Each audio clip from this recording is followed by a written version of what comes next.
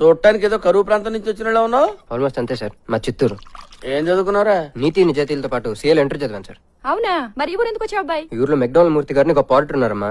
మా యూత్ అందరికి ఆయన ఇన్స్పిరేషన్. ఆయన కాళ్ళ వెళ్ళబడి ఆయన దగ్గర శిష్యరికం చేద్దామని వచ్చానమ్మా. నువ్వు చాలా లక్కీ ఫెలో అయ్యా. ఎందుకు సార్? నువ్వు వెతుకుతున్న మెక్డావల్ మూర్తి నేనే. మీరు మీరు మెక్డోనల్ మూర్తి? నీకు ఇంకో షాకింగ్ న్యూస్ చెప్పనా? ఏంటి సార్? నీకు ఉద్యోగం కన్ఫర్మ్ అయ్యింది. Thank you sir. నువ్వు కదా మరీ ఎక్సైట్ అవుతున్నావు. మీరు చాలా యంగ్ గా ఉన్నారు సార్. చూడ అక్కడ పెట్టు, వెళ్ళిపో. అరే సార్. మనకు పెద్ద టెన్షన్స్ లేవురా. సార్. మన కంపెనీకి ఇద్దరు క్లయింట్స్. సార్. ఒకడు పెద్దినాయుడు, ఒకడు చిట్టినాయుడు. ఇద్దరు ఫింగర్ ప్రింట్స్ వెళ్ళారా? సార్. అంటే ఏలుముద్రగాళ్ళు అనమాట. అరే సార్.